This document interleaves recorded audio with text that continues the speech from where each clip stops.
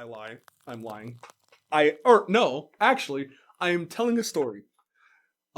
Which is relevant because today on player profiles, please do not shorten the name. I want to stay monetized. We are talking about the Storyteller player profile. Now, what does that look like? Because I know for the last like 4 or 5, we did a lot of like more Johnny Spike type players. This one, you're gonna see more Johnny-ish into Timmy stuff, but please do not mistake that like player mentality for they don't know how to play the game. And for this episode, I would like to personally thank Dice Try. He is one of my favorite Magic YouTubers and probably the one I consider most parallel with how I view content creation in terms of it's not necessarily about just being the smartest person in the room. It's about being interesting and unique. And he has some of the most niche, interesting Magic content on the entire platform of YouTube. I highly recommend you check him out. But that's enough about my man crushes for today. Let's talk about the Storyteller. So, Storyteller. Storyteller at higher power is interesting because at lower powers, it's very much, this is the person you're going to see where their deck is very intrinsically tied to like something about them or about a story they want to tell. So these are going to be more fun, god tribal, and the entire purpose of the deck is to tell the entire story of Theros or a specific plane with a bunch of gods and have them fight it out in front of you.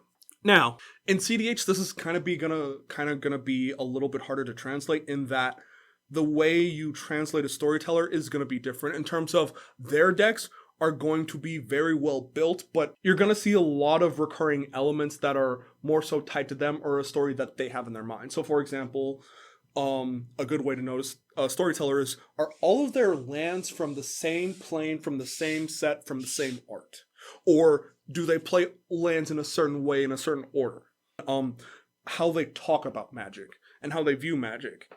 Anybody who's read the books and like built a deck specifically because they are obsessed with the lore and built not a lore accurate deck is going to be a Storyteller through and through.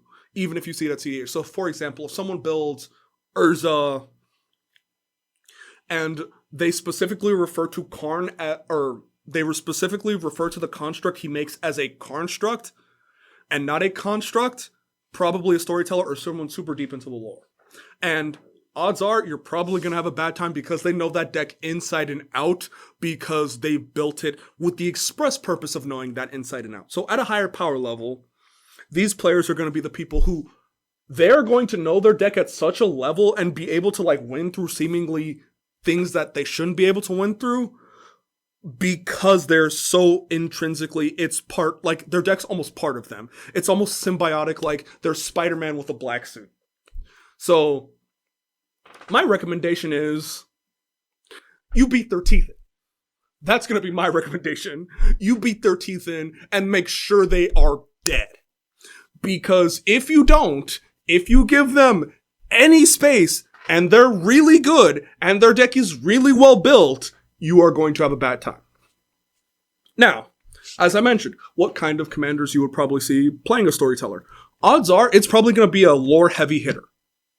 Or someone who's deeply invested in lore or is creating lore for their own like deck. So for example, someone who has a Kess deck that's like seen multiple like the tests of time, or like has been playing since the early days of CDH, like 2017, they are probably a Storyteller in terms of like, this deck has been with me for forever, and this deck has a story that I want to tell you in terms of beating you with it. Anybody playing Urza, probably Urza, Yawgmoth, Lord Windgrace, although I don't really see him in high power, but he is like always just, I feel like one card under being high power, or Soul of Windgrace, or any of like Zur type of things, and they're playing like decks that you're like, those don't look good, or those aren't good decks now, but are good decks historically, those are going to be Storytellers. Ramos players, although Ramos is weird because he can like be built high power and then lower power. But those are going to be Storytellers. And so I hope this small little snippet in terms of bringing back this series of player profiles, please do not shorten the video because I want to stay monetized, has given you a clearer view in terms of as we move into a newer arc hesitantly calling season 2 of these videos.